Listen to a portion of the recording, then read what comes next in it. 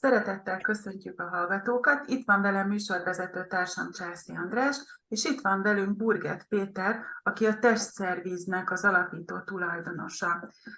Mit is csinál ez a Testszervíz? Tulajdonképpen szervizeli a testünket. De mit jelent ez? Ugye a helyes táplálkozás és a testsúly megfelelő beállítását jelenti, optimális és ideális testállapotnak az elérését, de amiről most fogunk beszélgetni, azok a folyékony vitaminok. Mielőtt azonban belevágnánk, kérjük, hogy iratkozzatok fel a csatornára, ha még nem tettétek volna meg, és köszönjük szépen a szponzorunknak is a támogatást. A műsor támogatta a vitalitásbolt.hu Béki László ajánlásával. Az első kérdésem, Péter, az, hogy miért folyékony legyen egy vitamin? Miért jó ez? Azt gondolom, hogy ma már az emberek jelentős része, akik a testükkel és az életmódjukkal kapcsolatosan tudatosak, tudják azt, hogy vitaminokra, ásványanyagokra, táplálékkiegészítőkre alkalmanként vagy rendszeresen szükség van. Ezt már nagyon nem kell magyarázni, bár még vannak mindig olyanok, akik azt gondolják, hogy a táplálkozásból mindenre, amire szükségünk van, megkapjuk, de alapvetően tudjuk azt, hogy a mai tápanyagaink, a mai ételeink, azok messze nem olyanok, mint amilyenek elvárhatóak lennének, úgyhogy bizony kiegészítésekre szükség van. Ezek a vitaminok, ásványanyagok, táplálékkiegészítők, szuperfoodok, szuper élelmiszerek, amikre alapvetően a testnek igénye van, ezeket több formában meg lehet szerezni. Nagyon hosszan nézegettük a Testszerviznél az elmúlt 2 évben, ügyfeleinknél, partnereinknél, a webáruház vásárlóknál, hogy mi az, amire ténylegesen igény van. És megdöbbenve tapasztaltuk, hogy azok, akik vitamint szednek, rengetegféle bogyót, tablettát, mindenfélét össze kell, hogy vásároljanak ahhoz, hogy komplexen megkapják azt, amire ténylegesen szükségük van. Másodszorban láttuk azt, hogy csomó embernél hiába szednek vitaminokat, ezek a vitaminok nem hasznosulnak kellőképpen. Nem jó a felszívódás, a vitaminok összetételében, vagy ebben a tablettákban, kapszulákban rengeteg minden vívőanyag, hordóanyag van, akinek gyomorpanaszai vannak tőle. Tehát azt láttuk, hogy valamilyen módon próbálják az emberek bevinni ezeket a szükséges dolgokat a szervezetbe, de valamilyen módon nem sikerül, vagy nem hasznosul, vagy nem tudják elég komplex formában. Ekkor bukkantunk rá a folyékony formulára, a folyékony vitaminra, és elkezdtünk foglalkozni ezzel a műfajjal, és keresgéltünk olyan folyékony vitaminokat, amelyek megfelelő minőségben, megfelelő tartalomban tudnak segíteni ezen a problémán. Felszívódási problémán, nyelési problémán, nem akarunk marék számra szedni mindenféle dolgot, és nagyon sokáig nem találtunk olyan termékpalettát, vagy olyan gyártót például, aki mondjuk teljesen kompletten mindenféle vitamin elő tudott volna folyékonyan állítani. Egyet-egyet találtunk, de igazából komoly portfóliót, komoly palettát nem. És akkor bukkantunk rá egy svéd cégre, a Swedish Nutrára, akik viszont képesek arra, hogy 16, 18, 20 féle folyékony vitaminkomplexet csináljanak. Ezek azok, amik alapvetően jól felszívódnak, könnyen fogyaszthatóak, minden bennük van, amire szükség van, és azt látjuk, hogy az emberek végre találtak egy megoldást a már korábban felsorolt problémákra. Szervusz Péter, és üdvözlöm a kedves hallgatókat is.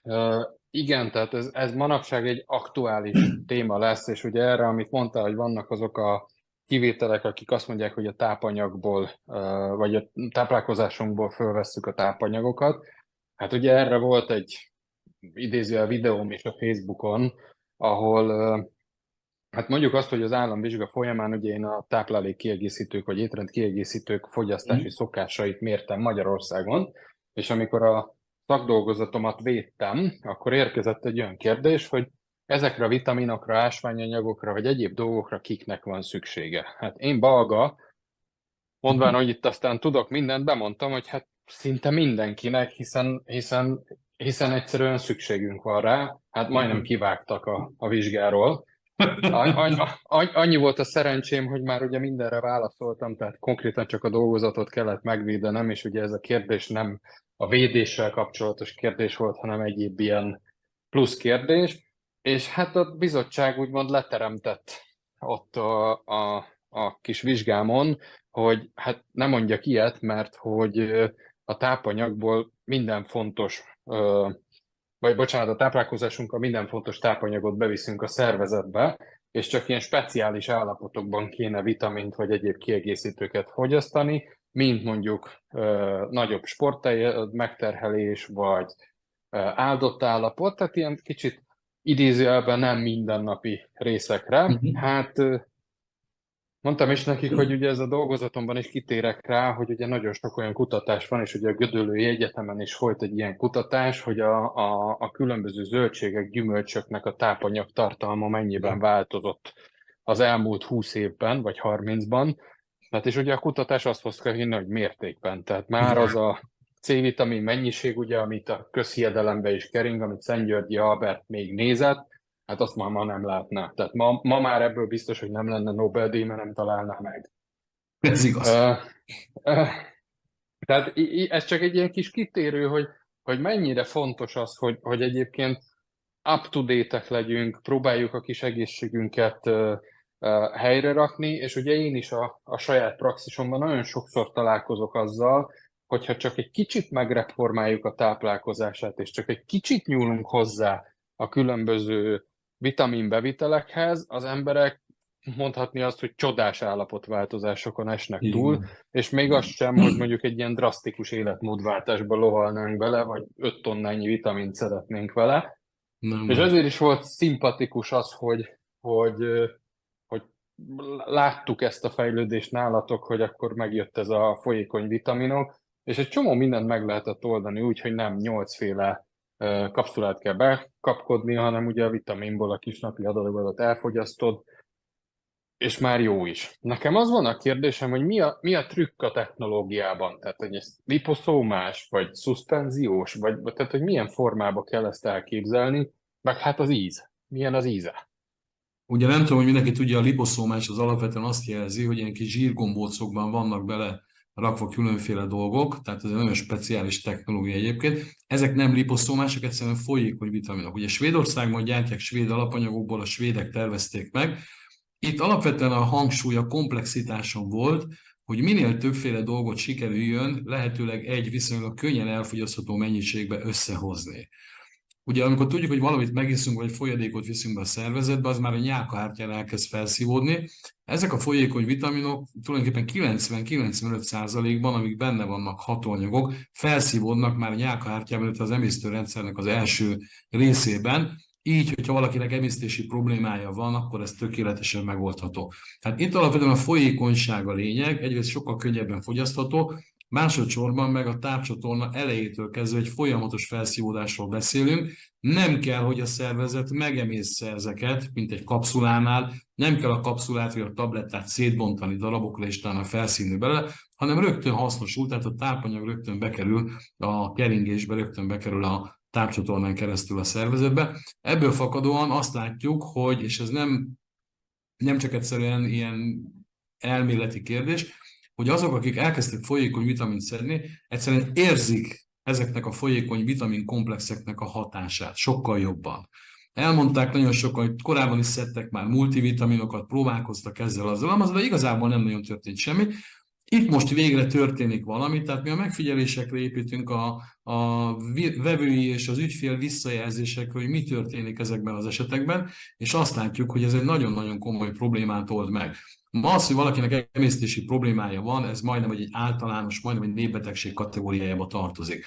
Az, hogy valakinek a felszívódása nem jó, az, hogy a bélrendszere nem jó, ezek ilyen napi általános dolgok. Ez nyilván fakad táplálkozásból, mozgásszegény életmódból, a rengeteg stresszből, a rengeteg méreganyagból, amit a szervezetbe beviszünk. Úgyhogy azt gondolom, hogy itt kiküszöbölünk egy olyan faktort, a felszívódást és az emésztési problémát, ami meggátolhatja azt, még a legjobb szándék ellenére is, hogyha valaki vitaminokat, ásványanyagokat, egyéb ilyen dolgokat fogyaszt, akkor ezek nem tudnak hasznosulni. Ráadásul ebben bioaktív összetevők vannak, tehát olyanok, amik élő anyagokból vannak előállítva. Tehát tulajdonképpen azt lehet mondani, hogy az egész folyékony multivitamin rendszere a svédeknek alapvetően az élőségre, az életre épít.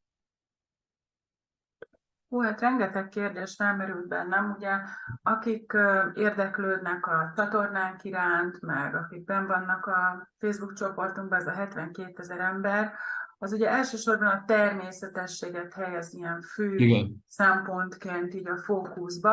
Tehát azt mondják, hogy mit tudom én, cékla, por van benn, mert semmi adalék, nem tudom én micsoda, akkor az így rendben van. De ugye nem feltétlenül jól hasznosul egy ilyen rostos anyagból a tápanyag, vagy akár a vitamin, vagy az enzimek is.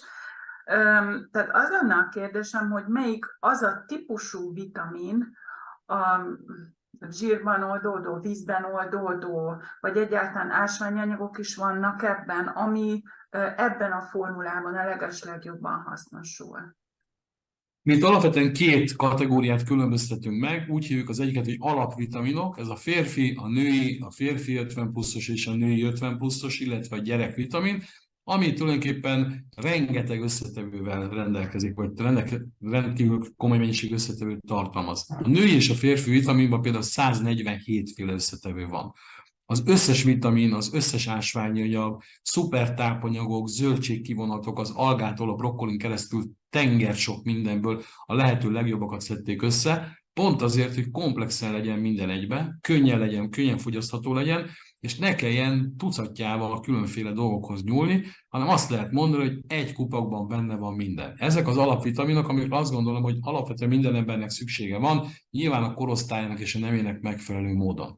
A másik részük azok ilyen speciálisabb történetek, ugye sportolóknak, olyanoknak, akiknek nagyobb az energiafelhasználásuk, fizikai munkát végeznek, olyanoknak, akiknek mondjuk izületi problémákra kell valami. Tehát itt vannak ezek a speciális dolgok, illetve vannak azok a szépészeti dolgoknak, vagy szépészetinek nevezett egyébként szerintem nem azok alapvetően a kollagének, a marha, a halkollagén, az izületvédő kollagén, amire ugye a kozmetikai ipar marketinge szépen ráugrott, hogy említhetném például a hialuronsavat, amiről az emberek azt gondolják, hogy ez arra van, hogy a nők bekenik magukat vele, vagy megisszák, vagy megeszik, és akkor ettől milyen szép ragyogó lesz a bőr, és mindenki úgy fog kinézni, mint Julia Roberts, holott azt pontosan tudni kell, hogy ezeknek nem ez a fontos funkciója. Egyrészt nem kívülről kell bevinni, hanem belülről, és azt, hogy mi kollagént viszünk a szervezetbe és hialuronsavat, ez egy alapvető építő eleme a szervezetnek.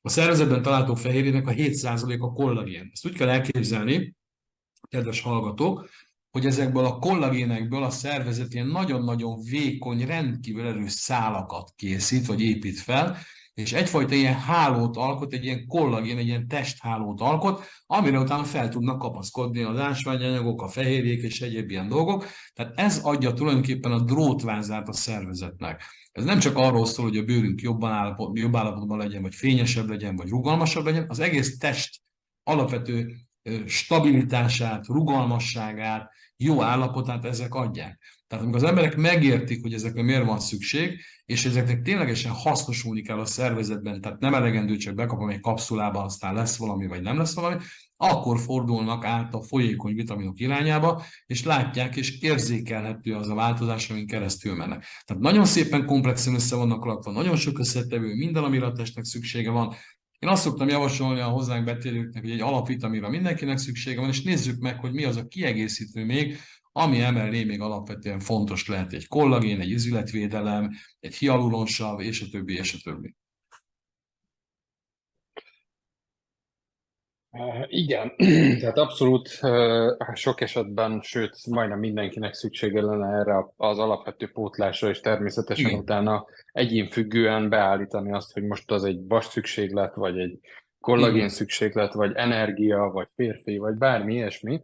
Pontosan. Azt láttam, hogy nagyon szépen szét van taglalva, tehát van gyerek, van felnőtt, és van 50 pluszos vitamin. Igen. Mit gondolsz erről, hogy oké, a gyerek az tiszta, tehát a gyereknek más táplálás kell, de ott miért kellett szétbontani az 50 pluszosnál?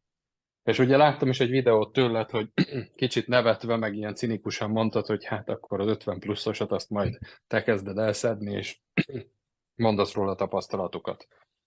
Igen, abban vannak olyan összetevők, amelyek a kor előre határban igazából ténylegesen komolyabb pótlásra, vagy pótlás van szükség. Azért, mert a szervezet vagy nem tudja jól hasznosítani, vagy nem képes már megfelelően előállítani. Az 50 pluszosban olyan aminósav összetételek vannak, amik szükségesek ahhoz, hogy a szervezeti fehérjék jól fel tudjanak épülni, és ezeket külső forrásból tudjuk valamilyen módon pótolni. Tehát az 50-es az annyival jelent többet, hogy ott azokból a dolgokból, amit a szervezet esetleg kevésbé tud hasznosítani, vagy egy kor előrehaladtával kevésbé tud előállítani, abból több van, illetve ahhoz adnak még ezekből. Úgyhogy ezért szoktam én mondani, hogy én 50 pluszos pasi vagyok, tehát én az 50 pluszos férfit használom, Nyilvánvaló azért, mert az én szervezetem is a kor előrehaladtával bármennyire is vigyázok rá, helyesen táplálkozok, odafigyelek, mozgok, kellőképpen regenerálódok, bizonyos dolgokat már az én szervezetem sem tud, egyszerűen a korból fakadóan. Ami nem azt jelenti, hogy le kell innentől kezdve mondani arra, hogy rugalmas legyen a bőröm, hogy a fehérje jól épüljön a szervezetemben, vagy az ásványanyagok, vitaminok jól hasznosuljanak, hanem egy olyan formulát kell találni, ami az én korosztályomnak a legjobb. Sokan mondják, hogy a vitaminok azok nem csak testi szinten hatnak, hanem például ilyen stressz, depresszió, nagyon sokféle pszichés tünetre is kedvezően hatnak. Nyilván, hogy most egyikünk sem pszichológus, de hogy valamilyen tapasztalati tudásunk azért van ezekre a vitaminokról, amikor szedjük, tehát érzékeljük nyilván a testünket, a hangulatunkat, hogy mi ezzel kapcsolatban a tapasztalatod? Én azt gondolom, hogy a testnek is van egy ilyen hangulati állapota.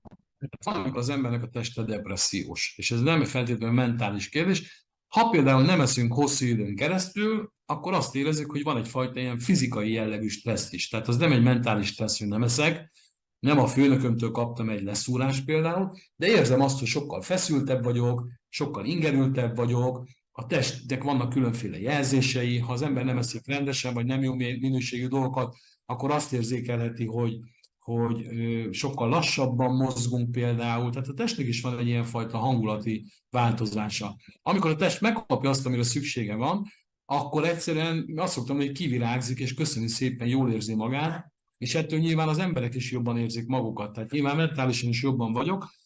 Amikor valakinek fáj valamilyen, valakinek hiányállapot van a szervezetében, valakinek a teste nem optimálisan és nem jól működik, akkor nyilvánvaló, hogy akkor a hangulata is teljesen más. Egy beteg embertől nem lehet elvárni, hogy vigyorogjon és jókedven ugrabugráljon, míg egy egészséges embernél szerintem ez egy teljesen normális dolog lenne. Én azt gondolom, hogy amikor a szervezet megkapja, amire szüksége van, nagyon-nagyon szépen köszöni, elkezd jól működni, elkezd a hangulata jobbá válni, kijön egy ilyen fizikai, testi depresszióból, ami aztán nyilván egy mentális hatást is gyakorol az emberre.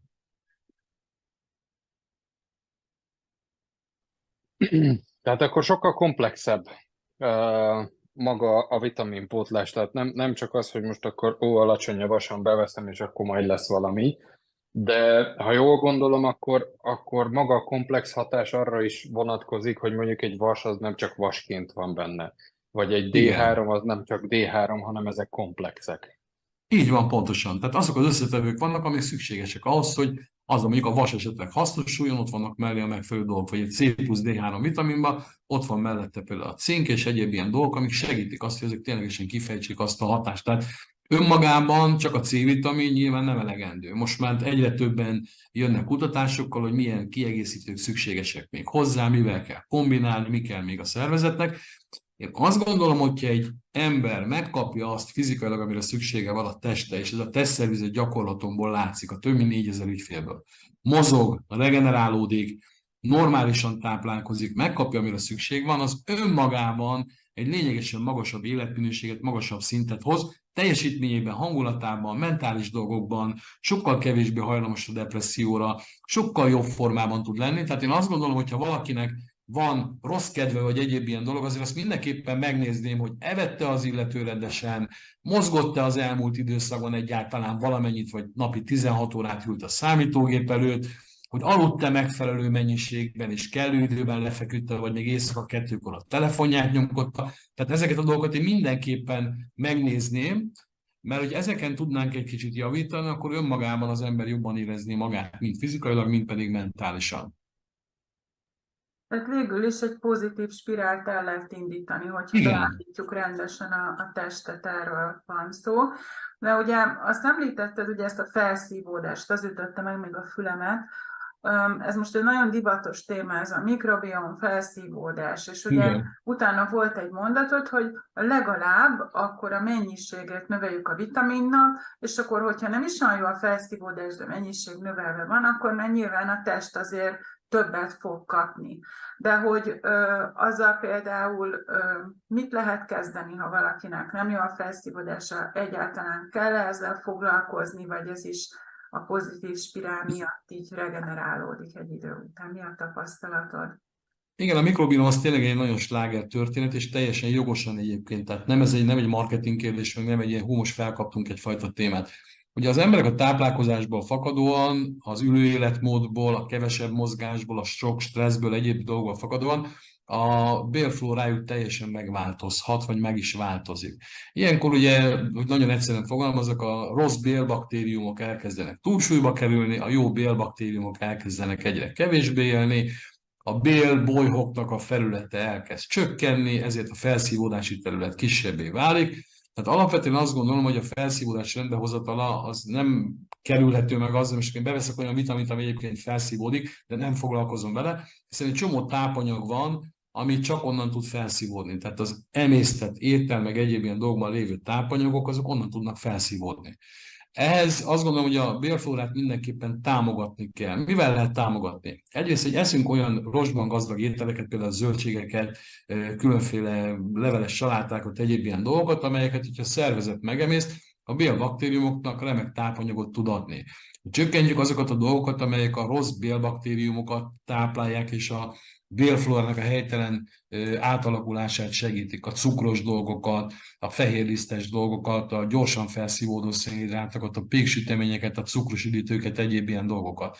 Emellett, amit mi nagyon-nagyon szeretünk, és aminek nagyon jótékony hatása van, például az almaecet. 2 deci vízben egy evőkanál almaecet naponta megissza az ember, kicsit segíti a bélflórának, a bélrendszernek a helyrehozatalát. Tehát én azt gondolom, hogy egyrészt a szervezettől el kell venni azokat, amire alapvetően nincsen szüksége, vagy csökkenteni kell, és adni kell azt, amire szüksége van.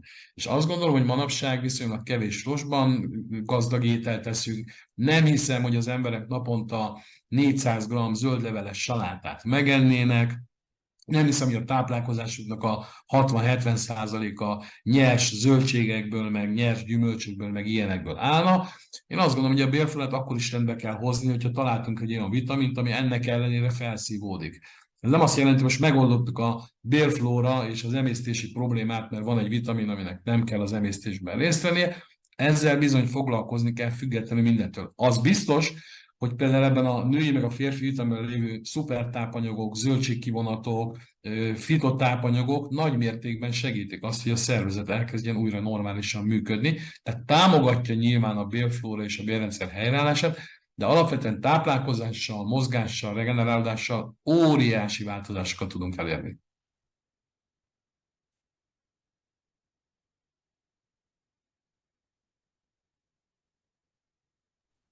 Igen, ez abszolút, tehát igen. Ugye itt nagyon fontos dolog azt megemlíteni a felszívódási problémáknál, hogy ha el is kezdünk vele foglalkozni, ugye az nem fogja azonnal megoldani ezeket a dolgokat, Igen. és ugye a szervezetet, ahogy te is mondtad, folyamatosan táplálni kell. Tehát ez egy picit ilyen ördögi kör lenne, hogy Igen. hát elkezdjük ott a felszívódást megjavítani, majd amikor felszívódunk, adunk neki vitaminokat, meg egyebeket. Hát lehet, hogy maga az a majd annyi problémát okoz, hogy például a felszívódás sose lesz meggyógyítva, hiszen belülről visszafele gátolja majd az egészet. Jogos. Tehát ez egy nagyon érdekes ördögi kör lehet. Ugye ilyenkor látjuk azt akár ilyen kórházi praxisokban is, pontosabban magánklinikás praxisokban is, hogy akkor jönnek a különböző intravénás, nagyobb dózisú vitaminkezelések. Igen. Tehát miért ne lehetne ezt megcsinálni bevitt vitamin mennyiséggel is, hogy kapnak egy nagyobb dózist, és ugye nagyon sok esetben a vitaminokban lévő antioxidánsok és egyéb hasznos anyagok akár a felszívódásnál is fontos szerepet játszhatnak mondjuk egy gyulladás lehúzásában. Abszolút. Vagy megszüntetésében. Tehát ez így egy nagyon fontos, komplex kérdés, természetesen bizonyos nehéz állapotokban célszerű valami olyan tanácsadót, vagy konzuláns, dietetikus, természetgyógyász, táplálkozási tanácsadót, bárkit találni, aki ezeket a dolgokat be tudja állítani. Tehát nagyon fontosnak tartom itt, és szerintem Péter, ti is ezt valljátok, hogy ne Marika néni oldja meg a szomszédból, mert volt 2 előadáson. Tehát azért itt nagyon fontos az, hogy életekkel játszunk. Van nagyon sok jó tapasztalat, ami mondjuk nekem működik, de neked már nem működik. Ehhez nagyon fontos az, hogy valamilyen tudás legyen mögöttünk, hogy igenis tudjunk segíteni, és ne kétszer akkora kárt okozzunk. Pontosan, teljesen egyetértek. Abszolút ez a hitvallásunk nekünk is. Egyik napról a másikra nem lehet gyökeresen megváltoztatni egyrészt az emberek életét, az emberek szokását. Egy nap alatt nem lehet helyrehozni azt, amit mondjuk 50 év helytelen életmóddal tönkretettünk, de szeretném érezni mindenkinek, hogy van remény, mert lehet ebben a dologban mit csinálni. Vannak szakemberek ténylegesen, akik ebben jó tudnak lenni, és az ördögi körben meg igazad, valamelyik végét meg kell fogni. Tehát, és ennek a legegyszerűbb része az, hogy elkezdünk vitaminokat, ásványanyagokat, táplálékkiegészítőkből olyat, ami segíti, támogatja a szervezetet bevinni. A szervezet nagyon gyorsan és jól fog rá reagálni, és mellette nyilvánvaló változtatni kell. Tehát senki ne gondolja azt, hogy pusztán attól beveszek mondjuk 2 marék vitamint, ezzel megoldottam az összes olyan problémát, hogy nem mozgok, nem alszok, hogy egész nap a tévét meg a számítógépet nyomkorászom, mellette eszem a péksüteményt, iszom a kólát, a cukros üdítőket és egyéb ilyen dolgokat, hogy ez majd önmagában meg fogja oldani. Pont ez a lényeg a dolognak, hogy ezért kell hozni egy döntést is mellé, hogy az ember ezen változtatni akar. Persze, aki nem akar változtatni, annak is legalább ezeket a dolgokat, ezeket az alapvető dolgokat tegyék meg, hogy a táplálkozásukat kiegészítik olyan dolgokkal, amikre a szervezetnek szüksége van.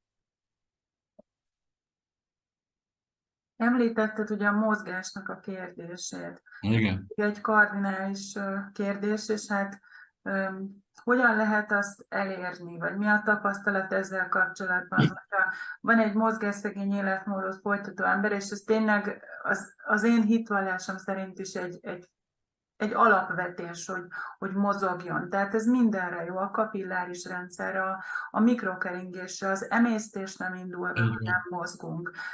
Az alvás, a cirkadián ritmus nem normális, ha nem mozgunk. Tehát eszméletlen sok mindenre hat, hogy hogyan lehet ezen változtatni. Nyilván vitaminbevitellel, folyékony vitaminokkal, tehát így komplexen. Hogyan lehet ezt elérni, hogy az emberek mozogjanak? Először is én különbséget tennék a mozgás és a sport között, jó? Tehát akkor azt mondjuk valaki, hogy kéne mozogni, jaj, tudom, kéne járnom hetente 2-szer edzésre, és ezzel az ilyesmi. Alapvetően nem erről beszélünk, tehát mozgásról beszélünk. A szervezetnek van egy normális mennyiségű mozgásigénye, amit az előbb által említett dolgokhoz szükséges mindenképpen. Ha ez megvan napi szinten, akkor nem feltétlenül kell sportolni, de napi szinten meg kell. Tehát én azt gondolom, hogy sokkal jobb az, hogyha valaki mondjuk naponta egy fél órát intervallum rendszerben sétál, tehát gyorsabban, lassabban, és feláll mondjuk óránként egyszer a számítógép előtt 3 percet, és megmozgatja magát, és kinyújtja az izmait, és kisétál, mondjuk megy a ház körül egy kört, vagy ilyesmit. Én ezt sokkal többre tartom, mint azt, aki elmegy egy héten 2-szer másfél órára a konditerembe, és ezzel azt gondolja, hogy ki van pipálva, és innentől kezdve nem kell többet mozogni. Mint ahogy enni sem hetente 2-szer eszünk irgalmatlan mennyiséget, hanem folyamatosan, rendszeresen, a mozgásra ugyanígy van szükség. Amikor az emberek megértik ezt, én elmondom, hogy nem sportoltatni akarom őket, hanem mozogni. Hogy az okostelefonokon lehet már a lépéseket számolni, hogy le lehet szállni hamarabb a buszról egy megállóval, hogy lehet, hogy érdemes felmenni a második emeletre alkalmanként gyalog, hogy megyek a ház körül egy kanyart, vagy valami egyébként. Tehát nagyon egyszerű dolgokról beszélek, ezek úgy azért beilleszthetők ebben a dologban. Nyilván ez az kell, hogy a szervezetnek legyen kellő mennyiségű energiája hozzá. Tehát sokan nem azért nem mozognak, mert nem tudják, hogy a mozgásra szükség van, vagy egy fölösleges dolognak tartják, hanem mert nincs energia. Hazamész a munkából, a napi 8-9 óra munkából, bemész a lakásba, nagy lélek jelenlét kell hozzá, hogy valaki megfogja a sportszatyrát, és elmenjen még egy konditerembe utána. Leroskadok inkább a kanapéra, és elvagyok. Alapvetően energiahiányról beszélünk.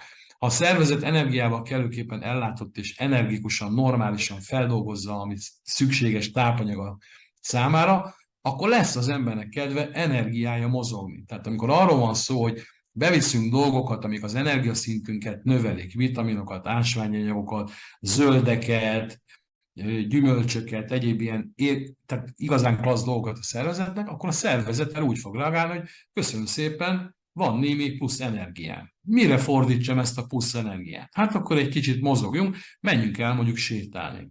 Nálam például az egy alapvető dolog, hogy a napi 10 000 lépésnek meg kell lenni. Nem azért, mert azt mondta nekem valaki, vagy olvastam valahol, nekem ez a 10 000 is szép kerekszám. Ha nincs meg, akkor este bizony fogom még magam, és elmegyek még 2 kört sétálni, hogy meglegyen. Mert azt érzem, hogy amellett, hogy tornázom, meg egyéb ilyen dolog, nekem ennyi mozgásra mindenképpen szükségem van. Jól is érzem magam, nem fájnak az izületeim, nincsenek gerinc problémáim, nincsen rossz tartásom, de nem kell ezért nekem naponta 2 órát a konditeremben. Én már nem akarok egy gyönyörű Adonis lenni, én azt akarom, hogy jól érezzem magam a bőrömben, ehhez viszont képesnek kell lennem arra, hogy megmozgassam alkalmanként a tagjaimat. Tehát a mozgásnál nagyon fontos, hogy kicsi lépésekkel induljunk el, apró dolgokkal, egy picit tegyünk többet, mint amennyit tegnap, emellé nyilván együnk olyan dolgokat, amelyek energiát adnak, egy fantasztikus zöldleveles salátából készült, igazán klassz, mozzarellával, paradicsommal, olivával, zöldfűszerekkel, vagy egyéb ilyen kis sajtokkal, mindenféle dolog, annyi energiát tud adni a szervezetnek, hogy egyszerűen csak azt fogod észrevenni, hogy hoppá, van kedvem mozogni.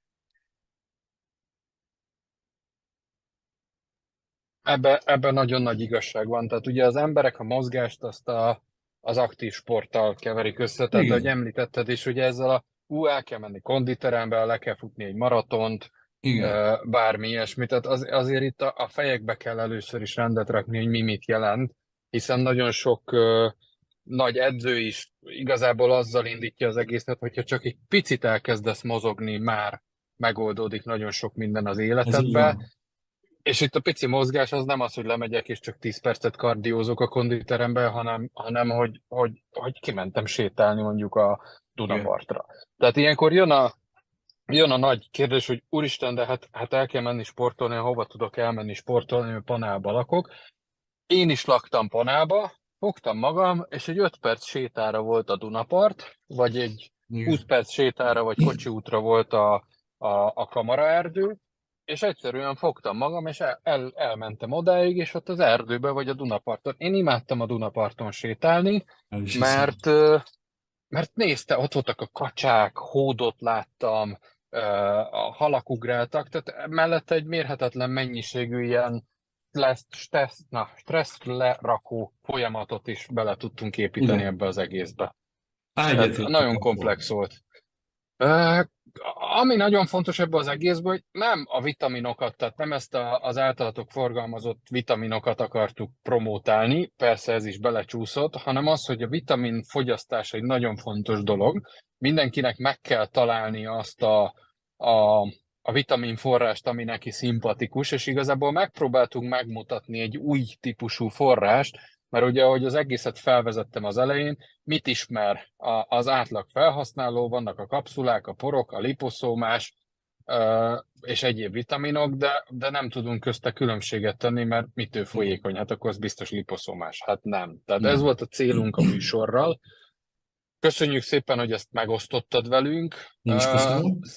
Szerintem rengeteg dolgot tanulhatunk arról, és mindenképpen érdemes kipróbálni, hogy mennyiben másabb, mennyiben támogatja a működésünket, mert ugye itt is kijön az, hogy nem fog mindenkinek működni. Tehát van, akinek kell az a liposzomás, van, akinek kell az a kapszula, mert abban a szervezetben az fog hasznosulni, Így de az van. esetek nagy többségében valószínűleg hihetetlen fejlődést fog elérni a folyékony vitaminokkal is. Ez így Gondolnám én. van. Jól gondoltad, igen, abszolút egyetértek. De köszönjük szépen, hogy megosztottad, köszönjük szépen, hogy itt voltál velünk, és ahogy ugye már volt beszélgetésünk a testszervizről, remélhetőleg, hogy a jövőben is lesz még beszélgetésünk bármilyen más témában is. Nagyon köszönöm én is, Andris és Andrea. Köszönjük szépen, hogy végighallgattátok, és hát, hogyha szeretnétek Péterékkel felvenni a kapcsolatot, a leírásban minden elérhetőség ott van. Köszönjük, hogy itt voltatok velünk.